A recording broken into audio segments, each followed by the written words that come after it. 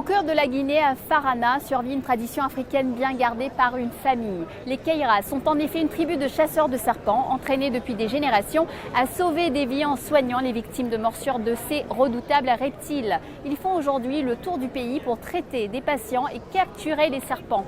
Notre correspondant Sayon Kourouma les a suivis à Kobikoro, un village où un serpent terrorisait les habitants. Regardez. C'est la maison de la terreur à Farana. Et Kaba, la propriétaire, est l'une des plus désespérées de la ville.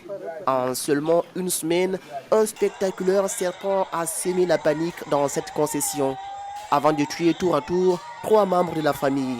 L'épouse de locataire, son petit-fils et son unique fils de 14 ans ont tous succombé au venin meurtrier du terrible reptile. Cette semaine-là, c'était la semaine de tous les dangers pour les habitants de ce quartier. Une partie de Farana qui était même à 2 doigts de se vider de tous ses habitants. La faute à ce serpent venimeux. On disait que c'était un serpent diabolique. Toute la population était inquiète.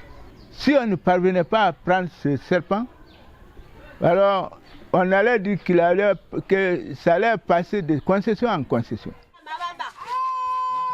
C'est finalement grâce à la double intervention de cette tribu, les Keiras du village de Tambaya à 80 km de Farana, que le serpent a été capturé à l'image de cet autre reptile, avant que le serpent ne subisse la colère des Keiras. Quand on attrape le serpent, on le met dans notre eau sacrée. On le masse, puis il meurt de lui-même. Ce cas n'est pas isolé dans la région. Chaque année à Farana et dans les villes environnantes, des centaines de reptiles féroces sont domptés par cette tribu. Les Keiras sont en fait des chasseurs de serpents. Ils se font appeler même maîtres des serpents. Les Keiras attrapent ces reptiles à main nue, un métier dans lequel les Keiras sont devenus célèbres dans le pays. Capturer les serpents, mais aussi et surtout soigner les morsures. Un héritage familial jalousement gardé depuis des millénaires, malgré la mondialisation. Ça fait 60 ans que je pratique ce métier. Même travailler au champ, je ne peux pas. Quand je vais au champ, à chaque fois on m'appelle. Il y a des malades qui sont venus, des gens qui se sont fait mordre par le serpent. Vous avez vu tous ces blessés par morsure de serpent? Mon travail, c'est de les soigner. Pas de travaux champêtres, mais le ciel leur a donné ce pouvoir, celui de débusquer les serpents les plus dangereux, afin de sauver des vies en Guinée et dans la sous-région. Le père de famille de cette tribu de 26 enfants est fier de nous présenter les archives des demandes venues de toutes parts. Sierra Leone, Côte d'Ivoire, Libéria, Mali, j'ai servi dans tous ces pays. Justement, voici une demande venant de la Sierra Leone, c'est leur cachet. J'ai sillonné tous ces pays dans cette même capacité. Vous me trouvez comme ça aujourd'hui, à l'aube de la retraite. Fatigués, maintenant, ce sont ces enfants qui prennent la relève. Les membres de la tribu Keira se transmettent ce savoir-faire pour entrer en contact avec ces reptiles dans une partie de la Guinée qui compte de plus en plus de nombre de morts par morsure de serpent. 24 000 vies ont été sauvées selon les calculs du vieux Keira. Et les techniques enseignées sont utilisées à bon escient pour traiter aussi les victimes de morsures. Ce groupe de patients est constitué de victimes. Parmi elles, cette petite de 12 ans, venue affaiblie dans ce village après 8 ans sans avoir trouvé de remède.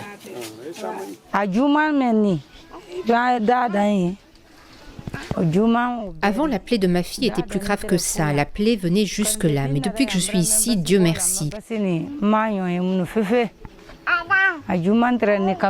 Sinon, ma fille était complètement déformée et même ses os-là étaient de plus en plus visibles. Mais maintenant, ça va.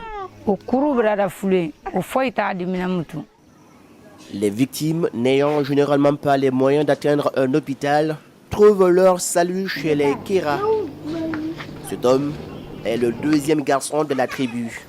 Et c'est lui qui s'occupe ce jour-là du processus d'extraction des crochets du serpent sur le pied de ce garçon de 4 ans.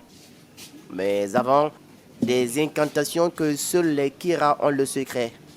Puis Alassane s'occupe délicatement de l'extraction des crochets du reptile à l'aide d'un coton magique. Ce sont des crochets de serpent que j'ai en main comme ça. Et ces guérisseurs ne vous demandent pas des millions, ni de motos, rien du tout. Tu donnes ce que tu peux.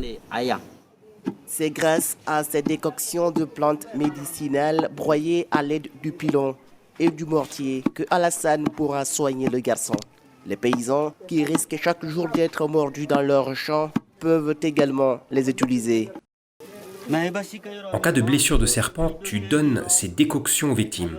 Dès que tu doutes d'un endroit, tu mets ce médicament dans l'eau, puis tu jettes cette décoction par là. Tu la jettes par ici. Le serpent ne va plus venir à cet endroit. C'est à cause de ce médicament.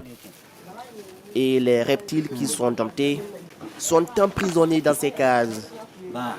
Ces décoctions représentent une véritable révolution pour la médecine traditionnelle et sauvent aujourd'hui des vies.